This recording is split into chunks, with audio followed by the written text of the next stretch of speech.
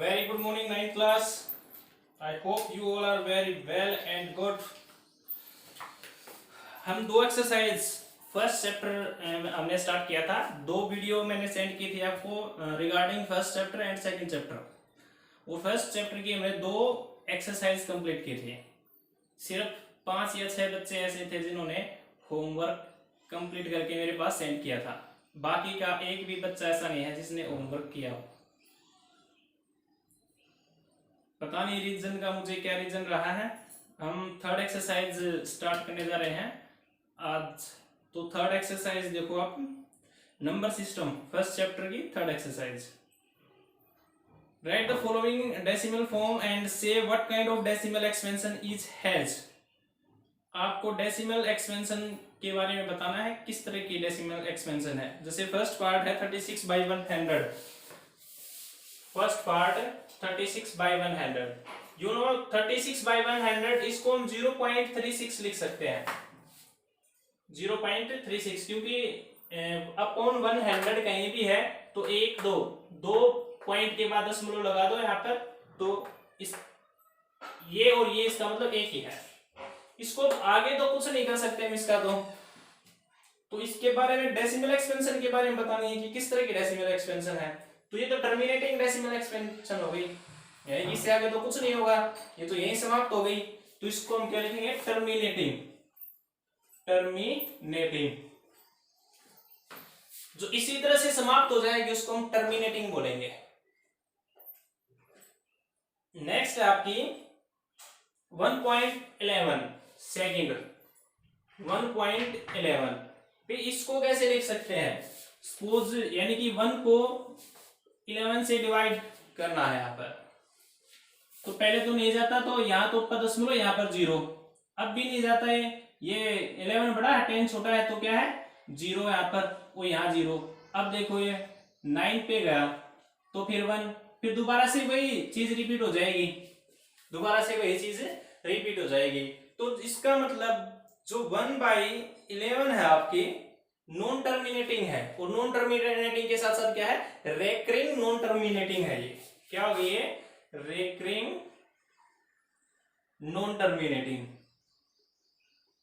यानी कि ये खत्म नहीं होगा,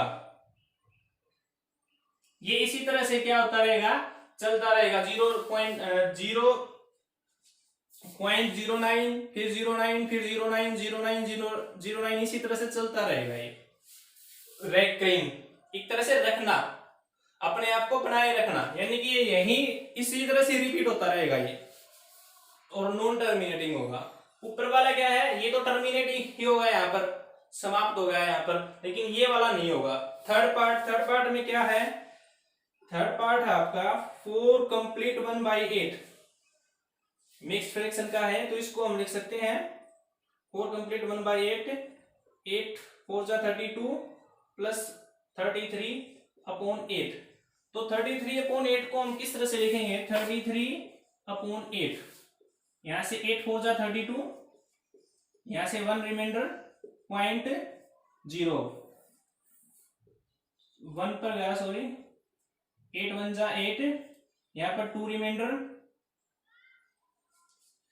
0, 8 2 जा 16, यहां पर 4 रिमाइंडर 0, 8 5 जा 40। यानी कि ये भी आपका क्या है, कंप्लीटिंग हो गया, यानी कि इसके बाद तो कुछ नहीं आएगा, तो इसको भी हम क्या बोलते हैं, टर्मिनेटिंग।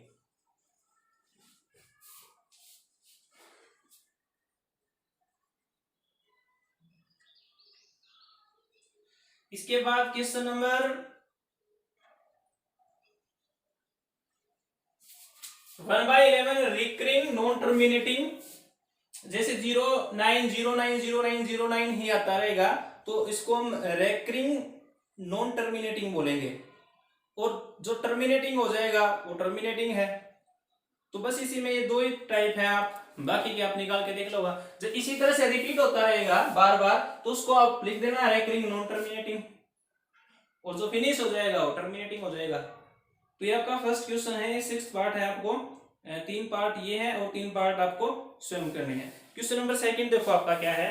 क्वेश्चन नंबर सेकंड है You know that 1 by 7 is something. Can you predict that what the decimal expansion of 2 by 7, 3 by 7, 4 by 7, 6 by 7 are without actually doing the long division? If so, how?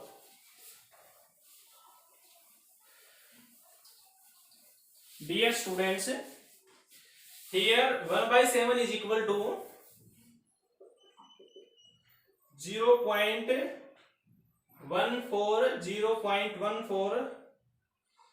2857 and it means bar, इसका एक बार है, इसको हम बार बोलेंगे। बार का मतलब इससे next time फिर ये 142857, फिर 142857, फिर 142857, इसी तरह से रिपीट होता रहेगा। जैसे मैंने लिख दिया 0.7 के ऊपर बार, तो इसका मतलब ये क्या है 0.77777 एन टाइम्स ये रिपीट हो रहा है यहाँ पर। अगर 7 1 पर बार है तो इसका मतलब 7171717171 और सपोज 0.612 पर बार है तीनों पर, तो इसका मतलब ये क्या है 0.612612612 इस तरह से चलता रहेगा। तो अब यहां से 1 by 7 ये आपके पास गिवन है। Find the value of 2 by 7। 2 by 7 की वैल्यू निकालनी है आपको। 2 by 7 को हम क्या लिख सकते हैं 1 by 7 into 2 इस तरह से लिख सकते हैं। तो 1 by 7 की आपके पास क्या है वैल्यू गिवन है ये वाले, तो इसको लिखो 0.14287 into 2, इसको मल्टीप्लाई कर दो। 2 7 जा 14, 2 5 जा 10 प्लस 1 11, 2 8 जा 16, 4 1 17, 2 2 जा 4 और 5 और 28.0 ये आपका क्या आ जाएगा आंसर आ जाएगा। इसी तरह से 3 by 7 की निकालनी है तो इसको आप 3 से मल्टीप्लाई कर दो, वो 3 by 7 की आ जाएगी। 4 by 7 की निकालनी है तो 1 by 7 की जो भी वैल्यू है उसको 4 से कर दो। 5 by 7 की निकालनी है तो इस वैल्यू को 5 से मल्टीप्लाई कर दो, आपका आंसर आ जाएगा। सिंपल सी एक्सरसाइज है बिल्कुल। Come to the question number 3। Question number 3 में क्या गिवन है आपके पास? क्वेश्चन नंबर 3 में है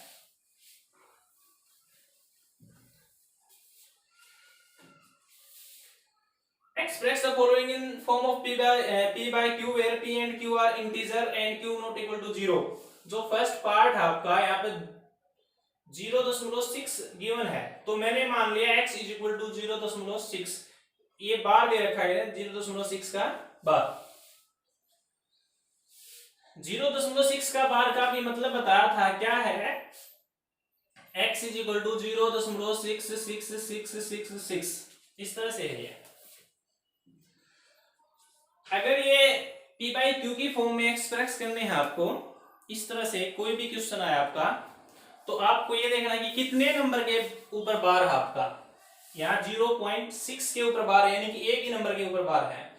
तो हम ये आपको इक्वेशन नंबर 1 मान लो आप, multiply both side by 10, multiply both side by 10। अगर सपोज एक नंबर और होता 2 पर बार होता तो हम इसको 100 से मल्टीप्लाई करते, अगर 3 के ऊपर बार होता तो 1000 से मल्टीप्लाई करते दोनों तरफ, और 4 के ऊपर 10,000 से। जितने नंबर पर बार होगा उतने ही आप 0 इंक्रीज कर दो। एक नंबर पर बार है तो इसको आप x के इक्वल मानो और दोनों तरफ 10 से मल्टीप्लाई कर दो। 2 नंबर के ऊपर बार है तो 100 से मल्टीप्लाई कर दो। 3 नंबर के ऊपर बार है तो 1000 से मल्टीप्लाई कर दो। अब 10 से मल्टीप्लाई करोगे तो ये कितना आ जाएगा आपका 10x, और ये कितना आ जाएगा भाई, एक डिजिट इस साइड में आ जाएगी, यानी कि ये पॉइंट है इस साइड में आ जाएगा, तो ये 6.6 यानी कि 6.6666 इस तरह से हो जाएगा ये। इसको आप मान लो इक्वेशन नंबर 2।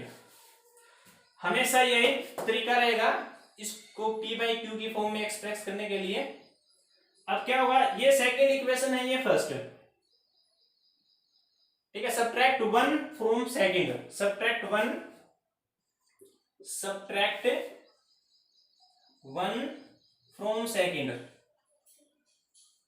यानी कि इक्वेशन 1 को सेकंड से सब्ट्रैक्ट कर दो। तो लेफ्ट हैंड साइड से सब्ट्रैक्ट होगी हमेशा, तो 10x minus x is equal to right hand side से सब्ट्रैक्ट होगी 6.666666 माइनस में 0.6666।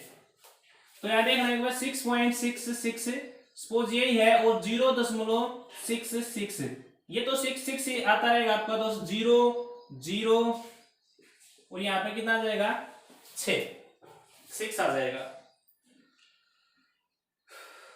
अब 10x में से x को सब्ट्रैक्ट करें, ये हमारे पास कितना बच गया 6.000, यानी कि आपके पास 6 बच जाएगा सिर्फ। अब 10x में से x गया 9x is equal to 6, x is equal to 6/9, ये 3 से कैंसिल होते दोनों, 3 2 जा 6, 3 3 जा 9, तो 2/3 is p by q form, 2/3 is p by q form and q is not equal to 0 because q is equal to 3। तो इस तरह से जितने भी नंबर के ऊपर बार है उतने से ही, यानी कि एक नंबर के ऊपर बार है तो आप दोनों तरफ 10 से मल्टीप्लाई कर दो, x इक्वल मानकर, दो नंबर के ऊपर बार है तो 100 से मल्टीप्लाई कर दो दोनों तरफ, और यहां से क्या होगा, ये 1 दशमलव आगे की तरफ हो जाएगा मल्टीप्लाई करोगे। जैसे 100 से करते तो 66.666 हो जाता, 1000 से करते तो 666, यानी कि 3 times 6.6666 इस तरह से रिपीट होता रहता। तो आई होप ये 3 क्वेश्चन है, आप तीनों निकाल लोगे। कोई भी प्रॉब्लम आती है तो आप मुझे बता देना। फोर्थ क्वेश्चन भी ऐसे ही है, फोर्थ क्वेश्चन और फिफ्थ क्वेश्चन ये आपको क्या है अपने आप निकालने हैं। Question number 6, look at several example of the rational number in the form p by q where p and q integer with no common factor other than 1 and having terminating decimal representation, can you guess what property q must satisfy। इसलिए बोलता है look at several example of rational number, कुछ several example, कुछ example लो आप p by q की form में, और p and q has no common factor other than 1, और p और q के बीच में सिर्फ एक के अलावा कोई कॉमन फैक्टर नहीं हो। Having terminating decimal representation, can you guess what property q must satisfy।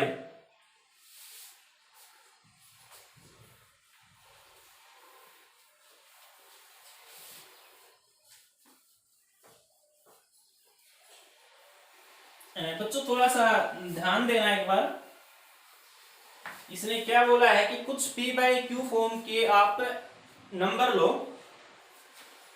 और उनमें एक के अलावा कॉमन फैक्टर नहीं हो, यानी कि ऊपर और नीचे जो नंबर लगेगा आप p by q फॉर्म में सिर्फ कॉमन फैक्टर 1 ही होना चाहिए आपका। तो फर्स्ट कॉमन नंबर मान लिया हमने 2/5,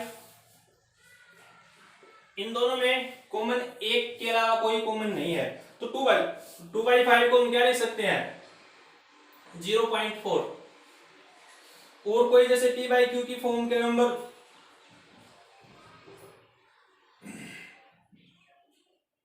3/2, इसको क्या लिखेंगे 1.5, और कोई जैसे p by q की फॉर्म में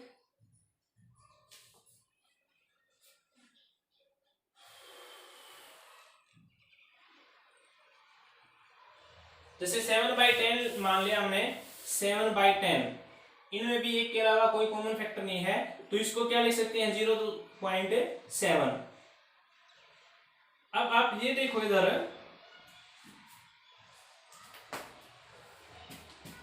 अगर मान लो मैं 2/6 लेता हूं, 2/6, अब इन दोनों में कॉमन फैक्टर एक के अलावा दोनों में 2 से दोनों क्या है डिवाइड होते हैं, तो इसका मतलब तो ये नहीं ले सकते नंबर। 4/, मान लिया 10 है, यहां भी 2 से डिवाइड होते हैं दोनों ऊपर नीचे, तो ये भी नहीं ले सकते हम। तो इसका मतलब ये क्या है, ये क्या बोलना चाहता है यहां पर Question number 6. Look at several example rational number in the form of the p and q integer by common factor having terminating decimal representation. Terminating decimal representation, ये terminating decimal representation है. कब आई है ये? जब आपका डिनोमिनेटर या तो 2 होगा या 5 होगा या इन दोनों का कॉम्बिनेशन होगा, तो क्या होगा आपका टर्मिनेटिंग डेसिमल होगा. तो टर्मिनेटिंग डेसिमल कब होगा? टर्मिनेटिंग डेसिमल का मतलब जो समाप्त हो जाए. ऐसा कब हो सकता है? ऐसा तभी हो सकता है जब डिनोमिनेटर पोर्शन क्या हो आपका, या तो 2 हो या 5 हो या फिर क्या हो 10 हो. 2 या 5 या दोनों का कॉम्बिनेशन 10. तो आप इसमें ये लिखोगे इफ डिनोमिनेटर पोर्शन इज 2 और 5 और कॉम्बिनेशन ऑफ 2 और 5 then this is terminating decimal representation. Then this is a terminating decimal representation. समझ आया? नहीं आया? इसने बोला है p by q की फॉर्म में लिखना है. और कैसे लिखना है कि इन दोनों के बीच में कॉमन फैक्टर एक ही हो और कोई कॉमन फैक्टर नहीं हो. जैसे ये है, इनमें कॉमन फैक्टर एक के अलावा और भी है, 2 है, तो हमने ये मान लिया 2/5 और decimal terminating decimal representation form में लिखने हैं आपको. तो टर्मिनेटिंग यानी कि जो फिनिश हो जाए, समाप्त हो जाए. 2/5 लिख लिया मैंने. 2/5 क्या होता है? 0.4. ये टर्मिनेट हो गया. ये भी क्या है? टर्मिनेट हो गया. ये भी क्या है? टर्मिनेट हो गया. अब इन नंबर के अलावा कोई और कुछ भी नंबर लेते हैं जैसे डिनोमिनेटर पोर्शन में, तो वो टर्मिनेटिंग में भी नहीं होएगा, लेकिन इनका क्या है? पक्का टर्मिनेटिंग होगा. तो आप लिखोगे all the denominator are either 2, 5 or combination of both. आपका यही आंसर हो जाएगा. या तो 2 हो या 5 हो या दोनों का कॉम्बिनेशन हो यानी कि 10 हो. ये आपका क्वेश्चन नंबर 6. 7th क्या है? The 3 decimal number whose decimal expansion are non terminating non recurring. Right, 3 number whose decimal expansion are non-terminating, non-recurring. Non-terminating and non-recurring. Pi is the number which are non-terminating and non-recurring, जिसकी value होती है हमारे पास 22/7. Pi is a constant. You all know about pi. तो इसको हम लिख सकते हैं 7.3141141 times 4. इसी तरह से चलता रहेगा ये. तो नॉन टर्मिनेटिंग है ये, रिपीट भी होता रहेगा कुछ कुछ और चलता रहेगा, खत्म नहीं होगा. आपकी बुक में 50 नंबर तक एग्जाम्पल में, सोल्ड एग्जाम्पल में पाई की वैल्यू गिवन है और इसके बारे में मैं एक वीडियो अलग से बनाता हूं पाई के बारे में. ठीक है. तो 6th क्वेश्चन में क्या है? ये नंबर है आपका. 7th क्वेश्चन में और कोई भी नंबर लिख दो आप जो रिपीट होता रहे. जैसे एक तो ये हो गया, उसके बाद और कोई भी लिख दो. जैसे मैंने लिख दिया और जैसे कि नंबर्स को 0.101002 0003 00004. ये क्या है? Non terminating non recurring number है ये. और भी लिख सकते हैं इस तरह से 0.205000700023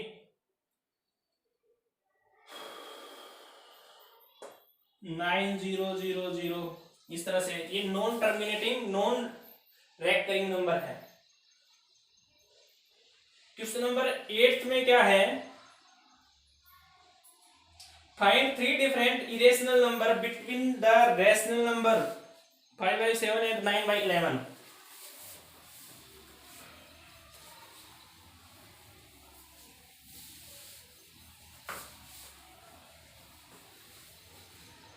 स्टूडेंट्स आई से अगेन टर्मिनेटिंग नंबर वे होते हैं जो समाप्त हो जाते हैं, नॉन टर्मिनेटिंग जो समाप्त नहीं होते. Non terminating and non recurring जो रिपीट होते रहते हैं.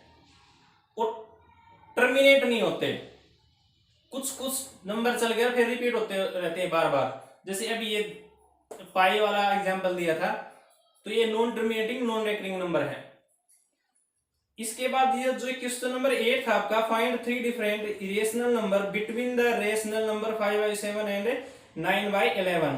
इन दोनों के बीच में अलग अलग इरेशनल नंबर आपको फाइंड आउट करने हैं, 5/7 एंड 9/11। अब 5/7 को क्या लिख सकते हैं हम, 5/7 का मतलब 7 से डिवाइड करो इसको, 0.07749 1 0 7 1 7 3 0 7 4 28 2 0 7 2 14, यहाँ से 6 0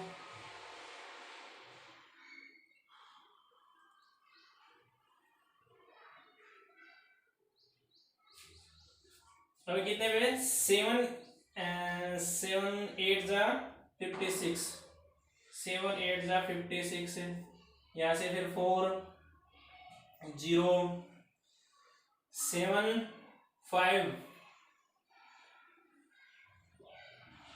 35 5 0।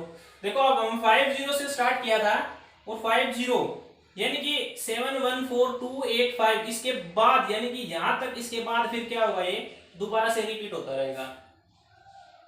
तो ये नॉन टर्मिनेटिंग रेकरिंग नंबर हो गया आपका, नॉन टर्मिनेटिंग रेकरिंग नंबर होगा ये। 7 1 4 2 8 5 इतने पर आप क्या लगा दो, 12 लगा दो, क्योंकि 50 यहां से आ गया, जहां 50 आया तो फिर दोबारा से यही प्रोसेस होगी।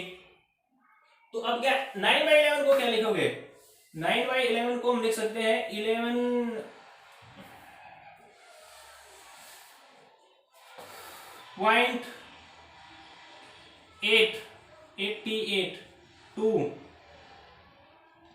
0 1 11 9। अब ये तो एक ही दशमलव, यानी कि 8 1 के बाद ये क्या आ गया आपका, वापस से 9 आ गया। 9 का मतलब ये 90 आ गया, यहाँ पर एक 0 लगाएंगे तो अब ये तो इस तरह से रिपीट हो रहा है, ये 81। तो आप इन दोनों के बीच के क्या निकालने हैं आपको, इरेशनल नंबर निकालने हैं। तो ये क्या है 7 1 4 2 8 5, इट मींस ये क्या है 0.71428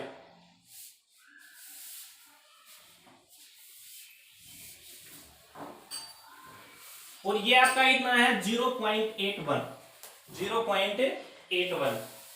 तो 0.81, तो इन दोनों के बीच में कितने भी नंबर लिख लो आप, 0.72428 0.73428 0.74 0.75 0.76 0.77 0.889 फिर 80 तक। तो आप यहां से डिफरेंट आपके क्या आ जाएंगे, ये इरेशनल नंबर आ जाएंगे। ये आपका क्वेश्चन नंबर था 8th।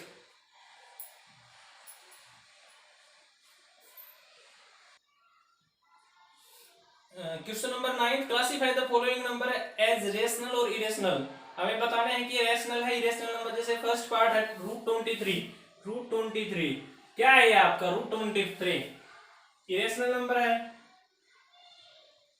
√225 ये क्या है, इसको हम क्या लिख सकते हैं 15। स्क्वायर रूट ऑफ 225 कितना होगा 15। 15 is a rational number, 15 is a rational number, क्योंकि 15/1 लिख सकते हैं हम। इसके बाद 0.3796 0.3796 इसको हम क्या लिख सकते हैं 3796 अपॉन 10,000। ये क्या है P/Q की फॉर्म में है, तो ये भी क्या होगा आपका रेशनल नंबर होगा। 7.4784 ये क्या होगा आपका, ये इरेशनल नंबर आ जाएगा। वैसे ही नंबर को देखते ही पता चल जाएगा आपका क्या है, ये इरेशनल नंबर है।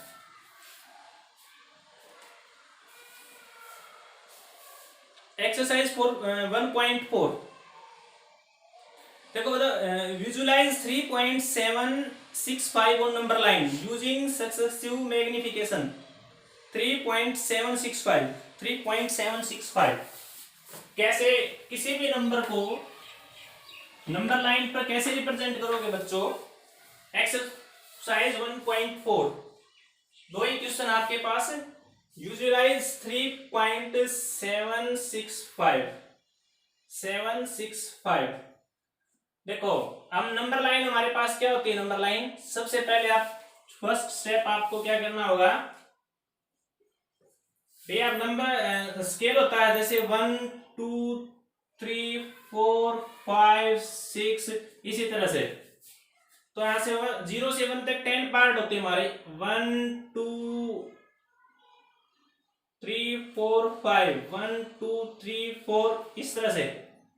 तो सेकंड ये पहले तो नंबर लाइन इस तरह से कंपास से लेंगे हम, स्केल और कंपास का यूज करके। जो सेकंड स्टेप होगा आप ये 3.765 है। अब 3 को और 4 के बिटवीन 3 एंड 4 यहाँ 3 और ये 4 और 3 और 4 के बीच में क्या है? 1 2 3 4 5 1 2 3 4 और 5 यानी कि ये जो है ये 3 पॉइंट क्या है? 5 है ये बड़ी वाली लाइन।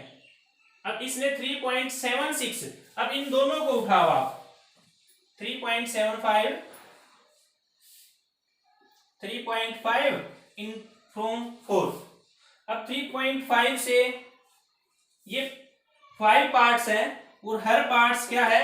10 डिवीजन का होगा। तो 3.5 से फिर ये मिड पॉइंट ये आपका क्या आ जाएगा? Mid point.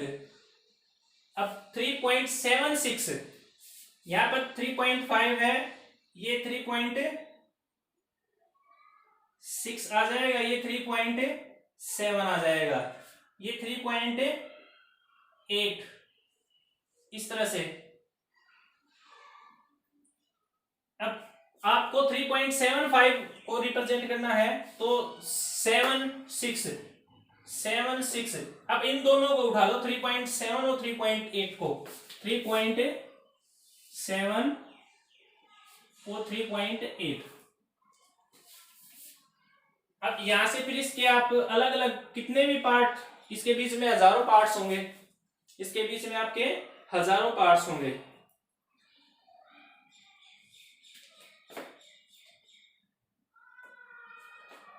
Three point seven six